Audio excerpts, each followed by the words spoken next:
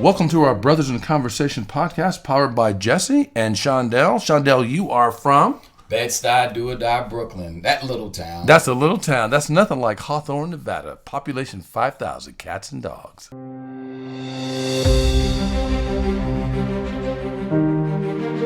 Welcome to our special edition of Brothers in Conversations podcast powered by Jesse Farrell and Shondell Newsom. Title today is Hospitality, the Good, the Bad, and the Ugly.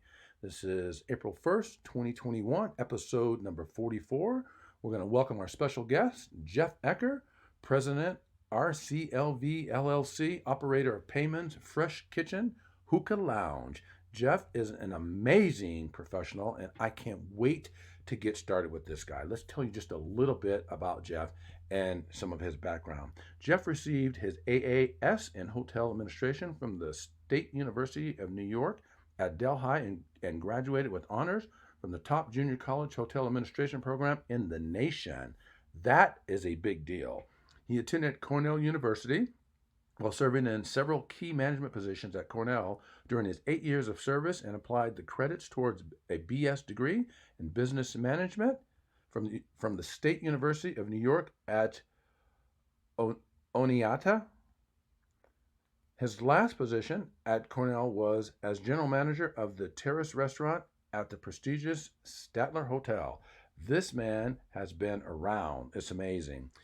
He served as corporate general manager of Paymon's Mediterranean Cafe and Hookah Lounge from August 2000 until, I would say this has to be a pretty long time, April 2016, running day-to-day operations and in charge of business development. Jeff introduced very healthy foods of food preparation by being one of the first to use zero trans fats oils, eradicating chemical tenderizers, and only using natural preservatives. He's currently serving as the general manager at Paymon's. This is just such an amazing resume. I can't wait to connect with you, Jeff. Let's bring you on board. In fact, let's just join the conversation that's in action right now. Remember, Ithaca is left of San Francisco when it comes to culture. So they're very progressive, and again, you know, the city was just loaded with hippies. You know, it's the only county that voted for Barack Obama versus Hillary Clinton in the whole entire New York State. Yeah. So they're very progressive with their food and with their healthy living, and you know, Ithaca is set in an incredible background. I mean, the natural resources.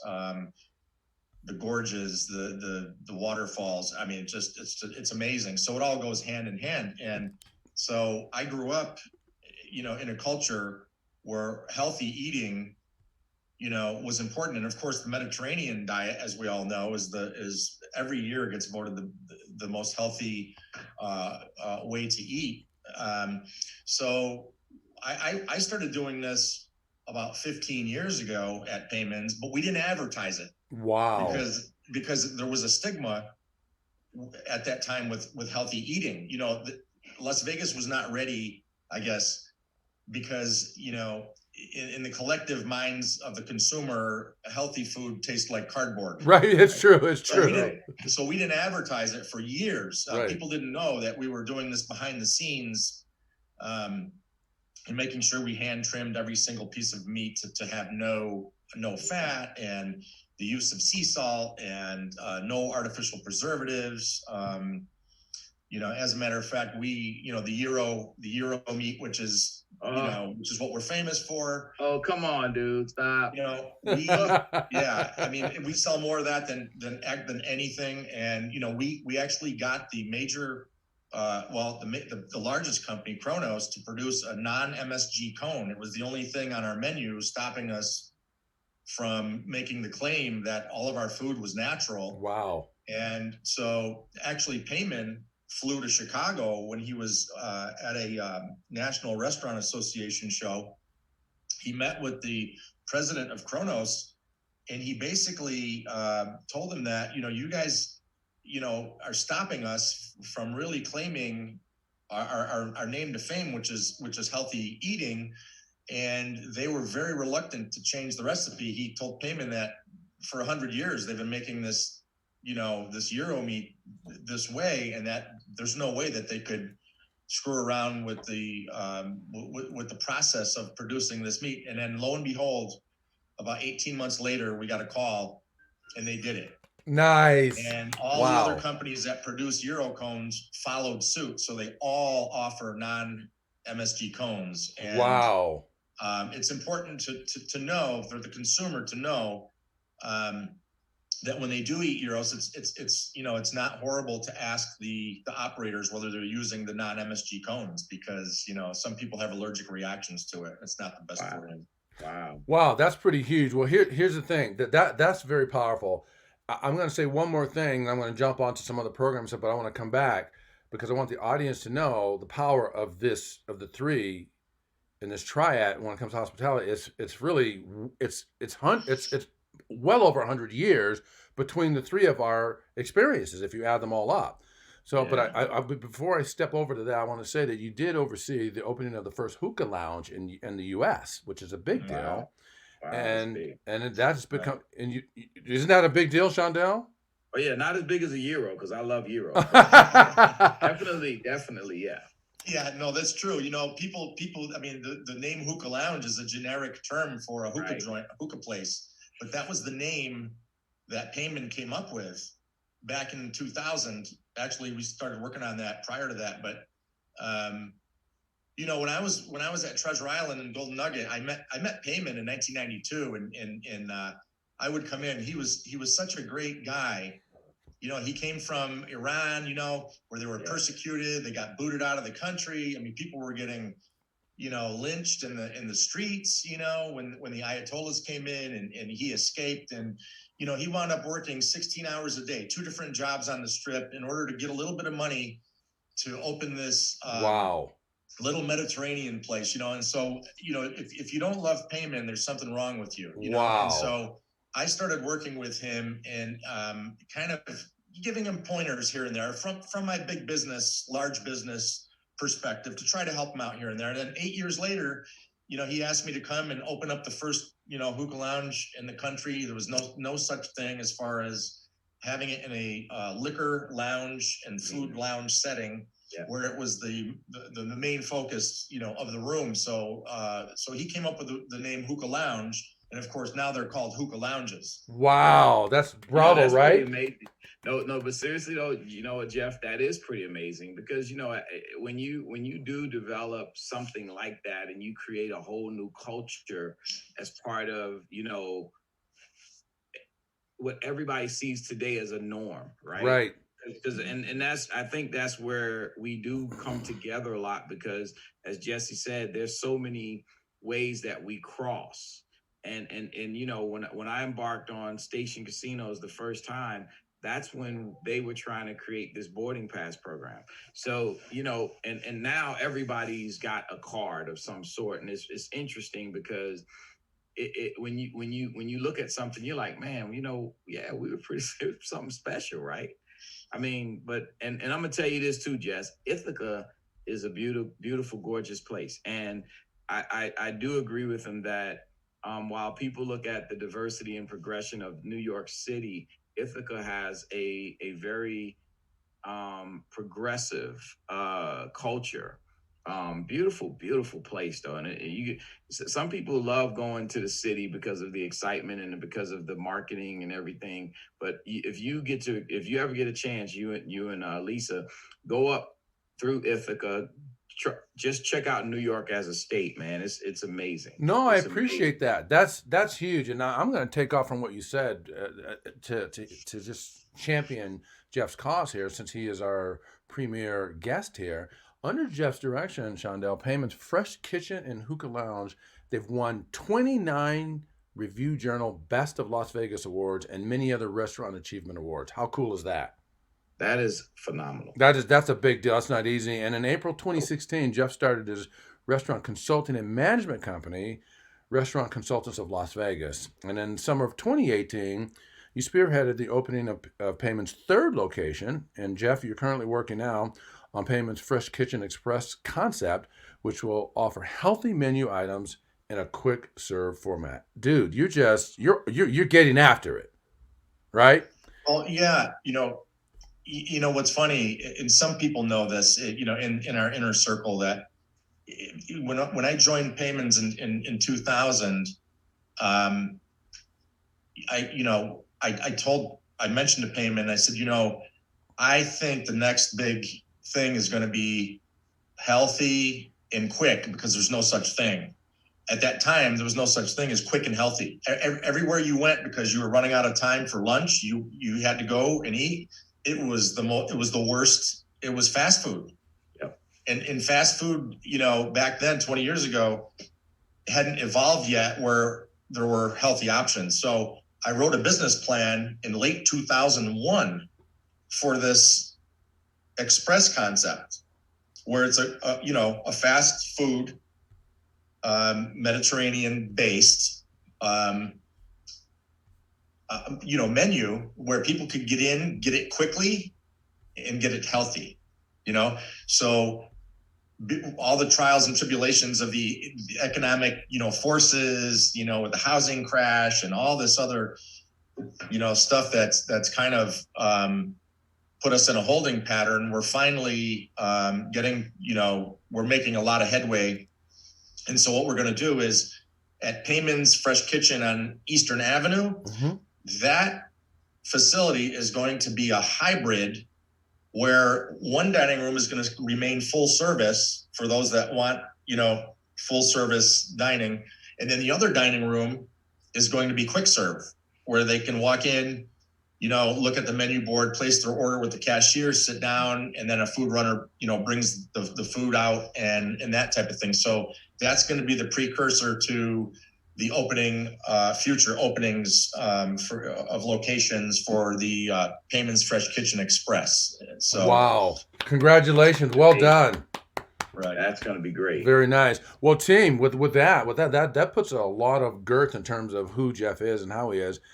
Let's talk about this length of time. How long have you been in the industry so far, Jeff? From your college days of hospitality to now, roughly. Wow. It's got to be 30 years. I mean, I grew up, my parents owned an A&W root beer stand in Ithaca for a while. Okay. My aunts and uncles and cousin, they all had restaurants. And so I kind of grew up around it. I knew I wanted to do that because my dad was also a construction worker. So I knew what I didn't want to do. Right. Fair enough. I mean, man, talk about tough work. I mean, that's one of the reasons I did well in college, believe it or not. It's because there was no way. I mean, I just saw the guys that were in their 50s and 60s trying to work construction. Brutal. Yeah. I just felt bad for these guys. I mean, they were just wiped out. Yeah, because your body breaks down. You don't have the same energy resource that you did in your teens and 20s. So that's good. So your father. I went into food and beverage instead. You still busted your butt with it, but it's very different. It's a different kind of grace that happens with that. So 30 plus years. Shondo, how many years you've got in hospitality? Mine is not even a decade. It was like 7 years. 7 years. Oh, God, I thought it was even longer than that. Okay. Well, it felt like it was longer because I came in during a period where it was like it was a grind. It felt like double the time. Okay. Because it was opening property every year. So okay, fair enough. Yeah. No, I like that. Can I say, you guys, what's interesting is you like Jesse, you were in the business, Shondell was in the business. You guys kind of gravitated in a way where, your careers kind of took off in a positive way. And, you accepted the challenges and you kind of steered, your ship. And one of the things that I wanted to say, and I say this in hopes of creating empathy for service workers. Okay. And that's why I'm kind of bringing this up. Food servers, bartenders, food runners, they've kind of been the doormat for people to come in that are cranky and hungry, and they beat these people up. Now at Paymon's, we don't allow that. Yeah. We'll tell a customer to leave and never come back if they're disrespectful, to our staff. Good. Right. Good. And that's why we have people that have been with us, for 20 years, because we do protect them from the public. But you can see in other places, you can see the attempt of customers to try to do this, and I really think that, the food service industry people should garner more respect for what they do. They're human too. They come to work. They have dying parents. They have children, with difficulties. They have problems themselves. They're not there to just be Service kind only. of beaten up by the public just because you're paying for the food. I love it. And so I really wish that we could bring awareness to these people. Are they're in service. They're not servants. No, well said. What? That's a great point. And you know what, Jess? So I recently sat on a committee to evaluate service people in the hospitality industry for the LVCVA.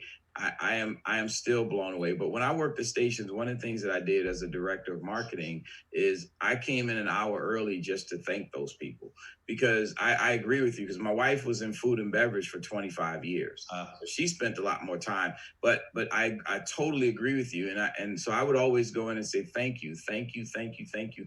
You guys are the most important people in our operation of what we get done. It cannot be done without you. And I know for a fact what you're saying. I would never let people dump on the folks at the casino or in the hotel or in food. No matter where they were, I would come and talk to the customer and say, hey, you know what? If you want to have a discussion or a dispute, that's fine, but don't be disrespectful. And that was something that most people were afraid to do because they were afraid to lose customers.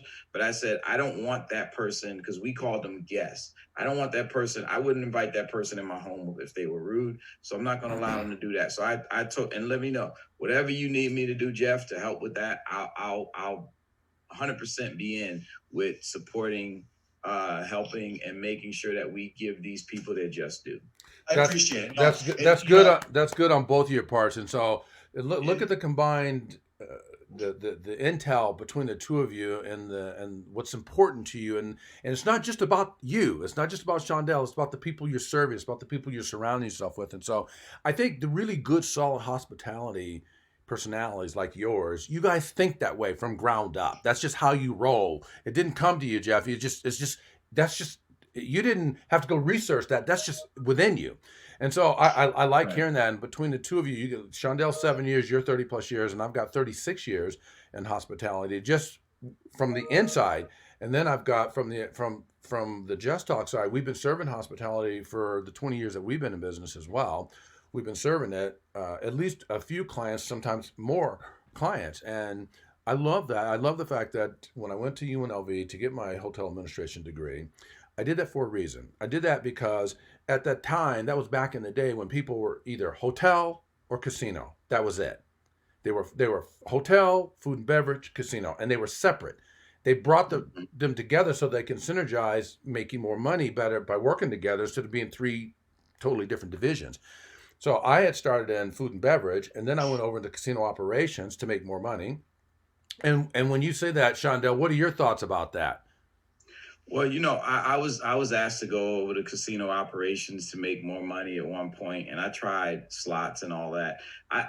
It wasn't for me. And that's the other thing that's great about being a part of the industry is that you get to try out different things and learn different departments. But I was naturally in marketing, so I think the opportunities is where I think is a great thing about being in hospitality and learning every bit of what it's all about on a larger scale. I like that. Well, I did that not for the reasons you just said, but the reason why, let me ask you, Shondell, why do you think it is that I decided to branch out and pick up other divisions? I think it's just not just natural curiosity, but it's who you are. It's like you wanted to be well-rounded. You wanted to understand things. And I just feel, I think that makes you a better person. And it actually equates to what you do now. Actually, thank you for that. Actually, I wanted opportunity. And there were guidelines that people that looked like me were shut out. So people were either hotel, food and beverage, or casino. I decided, like Shondell, so he's done the same thing. I decided that if I were more well-rounded, it'd be harder to tell me no. So I went and got a hotel administration degree to pick up the hotel side, and I got casino operations so that I was hotel, casino, and food and beverage, not just one. I did that so that I would be able to hopefully get hired. I thought to be more well-rounded, that's why you shaved your head. No, that was why Shondell asked me. No, Shondell asked me to shave my head to be more well-rounded. It wasn't my thought. That was Shondell. Shondell helped me out with that. So T, let me ask you, Mr. Funny Man. So let's get on the program where people can have some fun with this along with us. Share with us, Jeff. And now, Shondell, I want you to listen to this. I want you to follow this, if you will. What was your toughest job in the industry, if you will, Jeff? So think about it. Yeah. My toughest job in the industry was general manager of Paymons in what I do now. And I'll tell you, because Las Vegas is a very unique place. You know, you've got world-class restaurants on the Strip, right? They're paying double, if not more, what independent operators can pay. They're giving benefits independent operators can't. There's no way, right? So not only are we in competition with a world-class destination called the Strip, where there are so many celebrity restaurants and big names. And Jeff, hold on. I'm sorry. Shondell, tell Lisa to stop texting you, because tell her I can see you looking at her texting. Tell her to stop it. I'm actually looking at Facebook. I'm putting stuff in for Jeff. Okay, so tell me, Jeff. Tell me. So the biggest challenge really was going from, which you guys can relate to, okay, the culture of a 5-star, 5-diamond hotel coming into the independent market, working with employees that are underpaid because of the nature of the business. Right. Trying to convey the culture of 5-star service to somebody that has not worked for Steve Wynn or Sheldon Adelson is a very difficult proposition. You can train and you can explain, but unless you're there in an entire culture of a 5-star situation, it doesn't translate to your staff. And so that's where I was going earlier, actually, with saying, you know, how you guys have kind of progressed and you've gone in these directions, and it's a little bit more gratifying. And with me, I went from that atmosphere to the local market where the staff just doesn't quite understand the culture. And you really, you can't, you can't say, you know what it's like to be pregnant if you're a man. Right. It's just that way. You know, you don't know what it's like to walk in someone else's shoes unless you're them. Right. Yeah.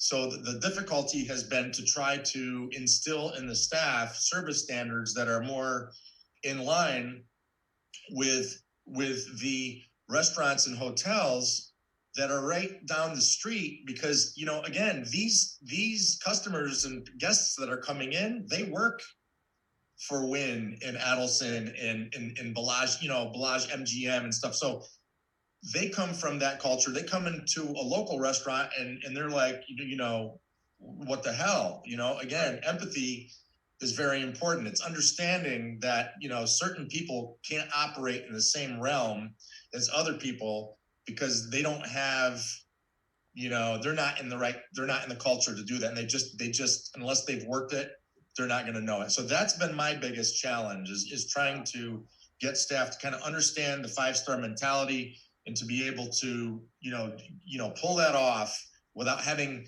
been in it and also without making anywhere close to the money that these other people make. You know, that's another difficult proposition. It's one thing to say, hey, I want you to be the director of marketing, but I'm only paying you $20,000, right, Shondell? You're going to be like, no, I don't think so. They're not going to get Shondell for $20,000. So, you know, that's been the biggest challenge. So what we're going to do, I'm not going to, don't answer yet, Jeff. I know you're smart and quick and you could do it, but don't answer yet. Lisa and I've got to get confirmation from Lisa. We're going to talk about I think it's more difficult, and Shondell can weigh in on this. Shondell, whenever your mother and father, whenever they're telling you something as you're maturing and growing up, you hear them, and most of the time we hear it, but we don't. It's almost we hear it differently if someone else's father says it, even though they're saying the same thing. So Right. Lisa and I are going to offer to you. We're going to make you an absolute phenomenal deal. It's going to be largely based on trade rather than cash. And we're going to put together a workshop or whatever we decide, a 1 hour or 2 hour, whatever for your team. And we're going to come in and say some things to them that's going to blow them away. And they're going to be no different than what you've already said, but they're going to hear it differently.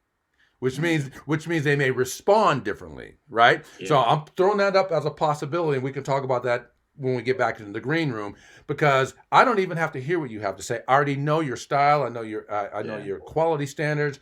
I can come in. Well, of course, I would run it by you, but we could put something together and come in and do something like as a team building thing and blow your team away, right? How cool is that?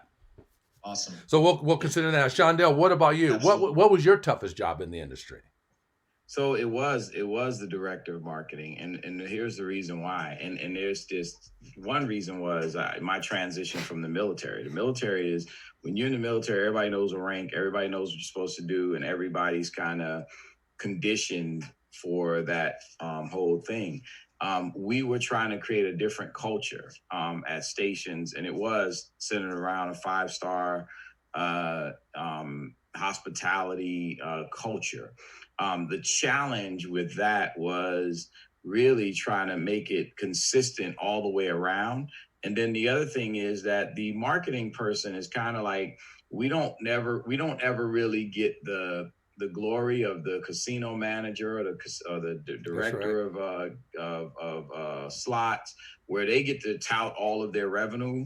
Because everybody just assumed that marketing was magic, right? You just give away a car and the money comes in, kind of thing. Right. So I think the toughest part of that job, Jess, is that one, you have to do a lot of convincing beforehand. So you're dealing with the customers, you're dealing with team members, you're dealing with other directors, you're dealing with the general manager, you're dealing primarily with the finance guy who doesn't want you to spend any money, but he wants you to make all this stuff happen. So really, it's this juggling act of pleasing many masters and making sure that you can accomplish your goals. So that was very difficult. I get that. Everybody else saw me when I came out and we were giving away a car. So they said, "Oh, what a fun job." But I saw all these other things that went on in the background. You say that. You talk about the background, Shondell, and you're right. And Jeff will weigh in on this. And I'm not going to try to take away what you said was most difficult, or Jeff. But think about this, team. In the roles that you both have played and that I played as well, you live in 3 zones all the time. You're analyzing past events to see if you're going to do them in the future. You're forecasting future events to bring in revenues for now. And you're in the middle of special events at the same time. So you'll go to a meeting, you got 2 or 3 special events going on downstairs. You're analyzing the 2 or 3 past special events, and you're forecasting the 2, 3, 4, or 5 future events all in the same time. I never knew what day it was. Because I'm in yesterday, today, and tomorrow all the time. Yesterday, today, tomorrow. Yesterday, today, tomorrow. And they're all circling. So what was I talking about yesterday? Was that today? Or what was that tomorrow? So you literally are working and living in 3 different time zones because you reported up to a senior VP or a president, and they're asking you tough, heavy questions about, well, didn't we do this last year? Yes. Well, what were the revenues? You need to know right away. Yes. So can you relate to that too, Jeff? Oh, absolutely. Yeah. I mean, in ours, it's somewhat similar. You're dealing with employees, staff that need attention. Yes. And you have to nurture them and you have to treat them all differently. They're not the same.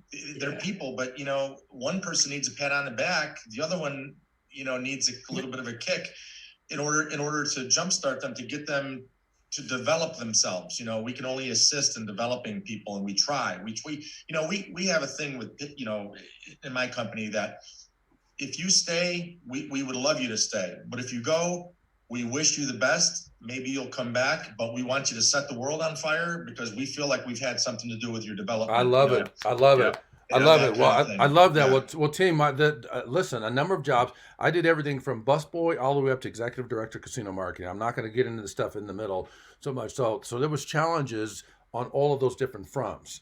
Yeah. I would say that oddly enough, the busboy was probably one of the most rewarding because I was a different busboy. I started out at Stardust, and when I came there's a lady that looked like my grandmother, so I chummied up to her and I talked her into giving me an extra busboy smock because I thought they didn't really do them tight enough. So I would take one home and I would wash it and iron it myself, so I looked sharper than all the other busboys because they just, every day you get a new one, you just get turned in. Well, I did my own, and so I kept rotating my own like that. So I was able to get the waiters and so forth to fall in love with me because they could see that I was on it, right? So I got a lot of reward and accolade with that. So that was obviously, it looked like a tough job. It was actually one of the most rewarding jobs. The most difficult job for me, even executive director, where you're managing a team of 40 or 50 or 60, I'm managing somewhere between 25 and 60 million dollars in revenue a year. Okay. The most difficult for me was a blackjack dealer. Because back in the day, I broke in at the Flamingo Hilton, which most people broke in downtown. And at the Hilton's rules were one customer complaint, you're fired. Wow. You don't come in and talk about what happened. You don't get to come to the office and say, well, they said this, and I said no. One customer complaint, you're fired. And the rule was dummy up and deal. Dummy up and deal. You keep your eyes on the layout and you deal. That's hard for a person that has a desire to express himself. So when something happened, like the floorman would, like I'm calling, change 100, nothing. Change 100, nothing. Now, if I turn my head away, I could lose my job because now my eyes aren't on the money, on the layout. So change 100, nothing. And I look over and the floorman does this. Because he's a dealer floorman. He wants to be a floorman, but he's a dealer floorman. That's when you deal sometimes and you're on the floor sometimes. Now he thinks he's a badass because he's on the floor and he's going to exert his power. Instead of saying, go ahead, he's waiting for me to put myself in jeopardy to look off the layout to get him to nod because I can't give the money till he says okay. Right. So I want to get in his face after that. So for the first 6 months of being a blackjack dealer at the Flamingo Hilton, I went to the bathroom every single break. We got a break for the most part once per hour. A 20-minute break, which really was 15 by the time you got upstairs. It's got a 15-minute break once per hour, and I cried every day on every break for 6 months. Wow. I cried because I couldn't say what I wanted to say. I couldn't stand up for myself. And that's hard for me. I got to say it. I got to say what's up. Yeah. And so if I said what's up, I'm going to get fired. So after about 6 months, I conditioned myself to deal with how it was. So that was the most difficult for me. What do you think about the challenge? You're right, Jess. But you know what the challenge in being a young, because I was a young director. I was 28 years old, and I think the challenge for me was that everybody else was twice my age. Same here. And the other challenge was everybody seemed to be evaluating you. And I think you've heard this before, Jeff hasn't. My general manager said, Shondell, because, I didn't think of it. I didn't think about anything about race or anything like that. He said, I just want you to know that a lot of people are not upset about your race. They're upset about your age. You came in out of the military in a few short years being with us. We've promoted you to director, but he did a great job of saying, Shondell is here because of where he can take us from an innovation standpoint.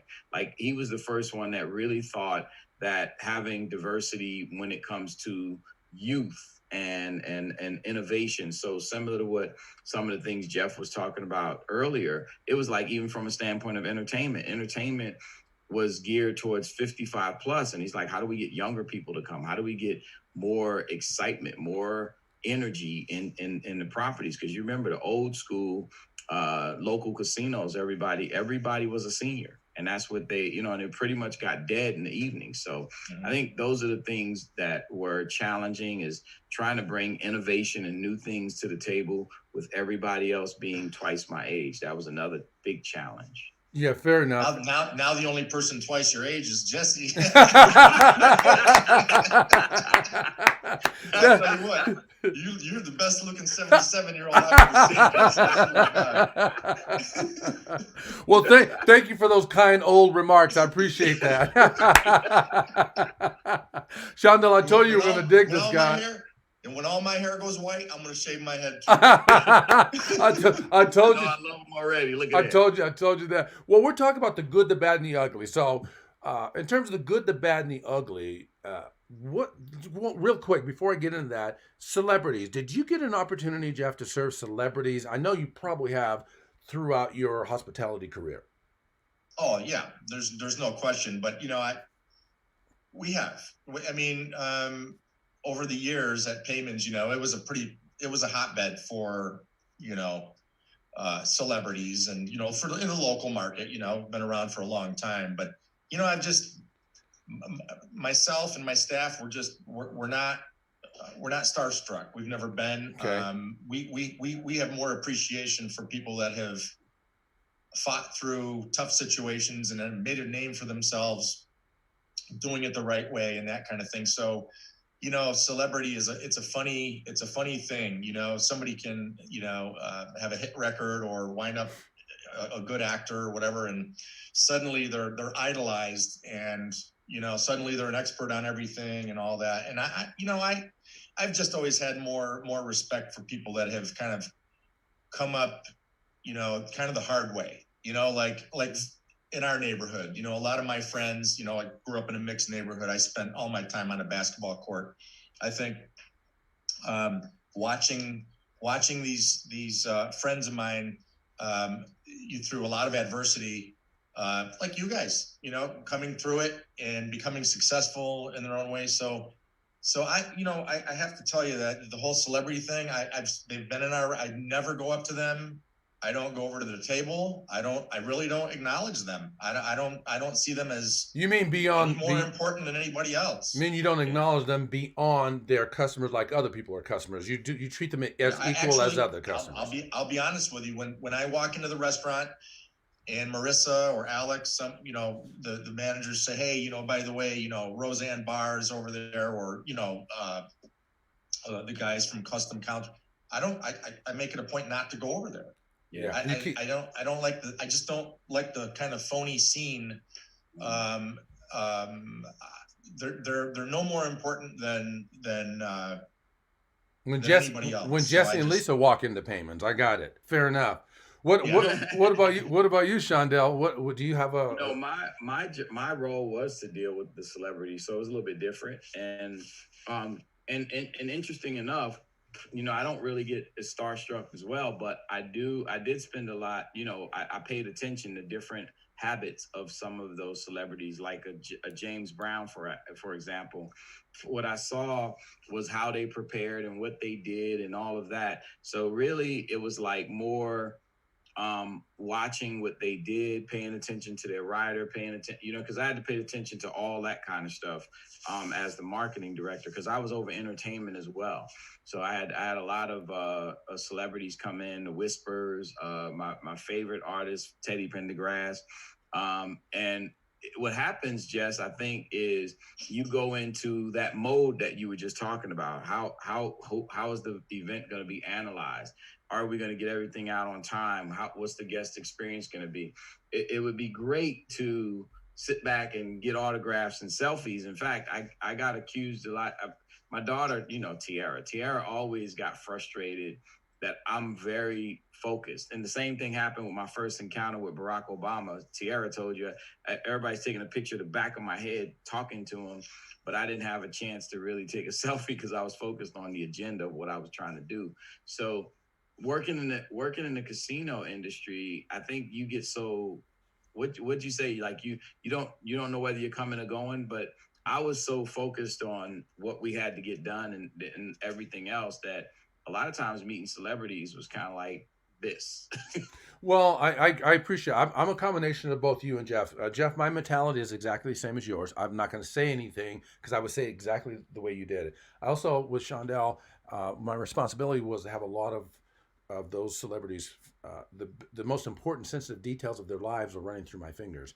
Whether it was Michael Jordan, Tiger Woods, Muhammad Ali, Phil. My two favorites that I would say it would be Phil Mickelson, the golfer, and Muhammad Ali were some of the most resonating instances. The rest, I still treat them like people in respect, but Muhammad Ali said something I can't even say on air right now. What he said in my ear, I was sitting next to him and Leroy Neiman, the famous artist, and he whispered something in my ear to let me know that even though he's the greatest of all time and people know him, he's just one of us. He said that, but he used the language that I can't use here because it would hurt. Some people will be turned off by what he said, but when he said it, it gave me chilly bumps down my body for like 15 minutes. I couldn't get over because I couldn't believe someone of that stature would say. He basically said to me what you just said, but he said it in his language, and I didn't ask for it, and it was pretty powerful. But so let's talk about I think too that you guys in the hotel industry it's a little bit different too.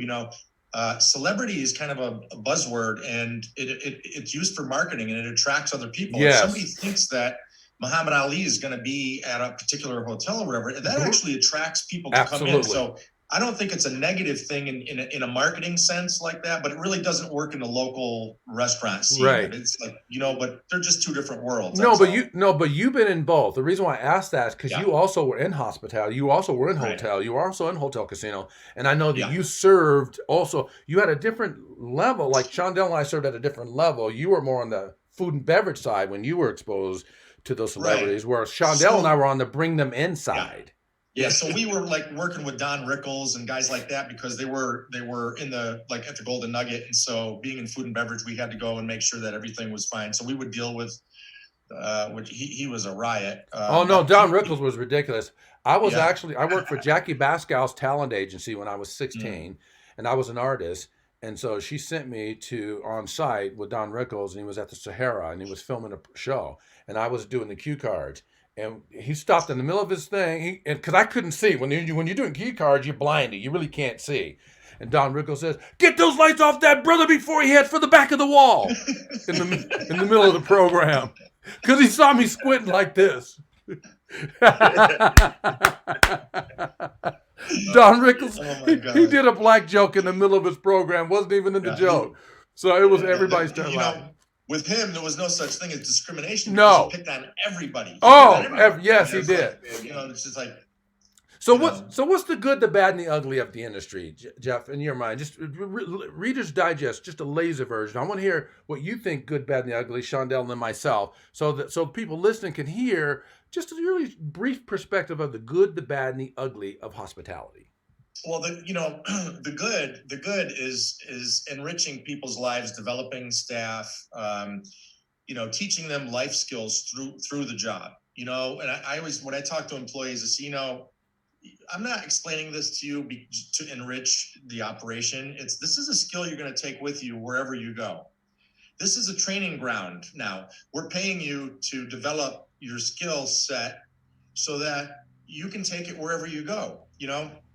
And so the good, I think, has a lot to do with employees. I would say that more so than customers. We don't know all the customers, but we know all the employees, and we know a little bit about their lives. And so we take a hands-on approach, and we really care about the staff. So that I think is the good. I think. I think the bad is in Las Vegas is, again, dealing with our competition in the independent restaurant industry. We're dealing with the Strip as competitors, and, that becomes very difficult because, it's just the dichotomy is just incredible. I mean, between what they can offer and what we can offer, and so that's kind of the bad. So we're at a little bit of a disadvantage. The ugly, I think, is the downward pressure on profits in restaurants. And again, not to get into politics, that kind of thing, but Nevada leads all states in permanent restaurant closures. And, again, you don't know. I mean, some of the legislation that's come down the pike has been very misleading. Like for instance, the minimum wage. Well, the minimum wage right now is really only going to tip to people. So for instance, if you go to Indeed and you look for you look for a dishwashing position and you see one that's posted for Paymons, you're going to see that in around the $13 range. That's to start. Okay. Nobody makes anywhere close to minimum wage unless they're tipped. The problem is that when you're paying higher minimum wage every year, which July 1st, it's going to keep going up every year until it reaches $12. What you're really doing is you're penalizing the non-tipped people, the cooks, the hostesses, because when you're paying all that money to the people that are already making a ton of money in tips, and that's the only people that it's ever going to, how are you going to give a cook a raise who's back there for 8 or 10 hours, behind this hot grill, working at an incredible pace, burning themselves and just dealing with the elements, which is very tough. I just think that's the ugly, because the injustice comes in that the hardest working people in the restaurant industry are making the least amount of money, because the minimum wage elevations are going to the tipped people who are already, some are, I have a friend that lives across the street, Mike. There are nights he works on the strip. He could walk away with $1,500 in tips, $1,500 in tips. Right. Well, in the local market too, there are times where, they're making $300 to $400 a night on tips. They're the ones getting the increase in minimum wage. Okay, so fair enough. The ugly is that the politicians have bamboozled the people, and they're not helping the people that need it the most. You see what I mean? Okay. I would much rather see the person that's making $16 an hour cooking get to 17 or 18 or 19, rather than someone who's already making 60 or 70,000 to get to 80,000. Yeah. And that's to me, that's the ugly part of the industry. No, fair enough. That's an interesting perspective. I appreciate that. So, Shondell, with Jeff giving that one, if you can do that in 2 minutes, let's share. If you can't, then I'll pass on my. I won't give my good, bad, and the ugly, so we can end on time. But what's your good, the bad, and the ugly Reader's Digest version? The good is the complexity of the business. The bad is the demand on being perfect, like you said, with dealing, but the same thing in that space, when you don't do what you're supposed to do, or let's say you do everything you can do, you can still get eliminated or fired. The ugly is a lot of the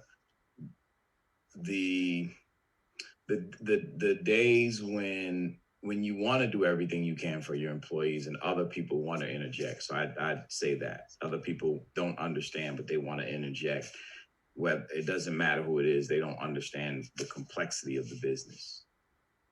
I like it. No, that's good. That's good. Very good. Well done. Well done. Well, I'll do good, bad, and the ugly as well. I'll start with the bad. The bad part. Sorry, we're out of time. Yeah, no, we got 2 minutes. I'm looking at it. Nice try. Mr. Smarty Pants. The bad part, I would say, would be finding yourself in challenging situations where you're bringing your very, very best, and it may not be good enough and has nothing to do with you, and so it can cost you. So that would be the bad part. The ugly part is being asked to do things that are either immoral or against your value system or downright wrong. I won't say that it's illegal, but just bordering that and being expected that you're going to do it and like it. I've been asked to do things in hospitality that are unimaginable. In fact, let me just say this, XXX rated. I'll leave it at that. The good is it is a phenomenal industry to learn people. Yeah. If you stay in it long enough, you can learn so much about life and people's choices and the choices that you can make from the bottom to the top. And if you take those lessons in, you can go out and roll those lessons in your life. I believe that my hospitality industry outweighed all the college degrees I've earned, not even close. So it's a learning ground to know people, to connect with people, to learn to engage and communicate and connect. That is a massive good part about the industry. The hospitality gives you that because you're vibing on so many different personalities and characters. So what do you think about that, Jeff? Close us out. What are your thoughts about the good, the bad, and the ugly of all three of us? I think you told Shondell he had 2 minutes and you just took 4. That's what I think. No, the time is 10, so I took a minute and a half, smarty pants. Nice try. No, you know what? Seriously, Jess, I left the casino industry, the hotel industry. Remember, I was at the Statler Hotel. I was at Golden Nugget, Treasure Island. Coming from Ithaca, coming from the Statler Hotel, where everything was done the right way, where if you hired somebody that you knew, you had to justify, you had to go through this whole, if you didn't hire somebody, you had to justify why you didn't hire that person, right? Things were really strict and to protect people. And then when I came to Las Vegas and got into the hotel industry, I was like, the president has to do the second interview on the cocktail waitress? Really? Aren't they supposed to just interview vice presidents? Right. And some of the immoral stuff that you're talking about, I was there. I was there, and you know what? My conscience didn't allow me to stay in the industry. And I guess it depends on how much you're privy to. I was because I was in the inner the inner the rooms where other people weren't allowed to be in. I'm not built that way. You know what I mean? I'm not, I carry a different moral standard, I guess, than some people. And I didn't like being around that type of culture, that part of it.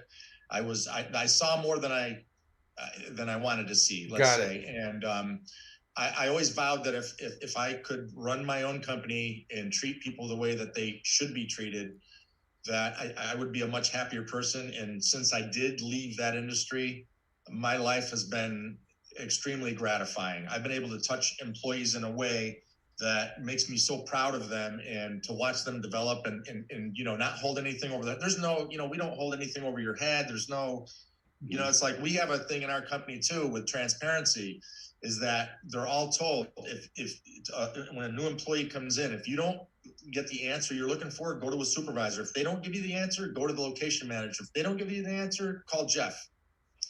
And there will be no retribution. There will be no retaliation. They have every right to go right to me if they're not satisfied with something. And my managers know that they better not ever retaliate for somebody asking a question or coming to me for clarification.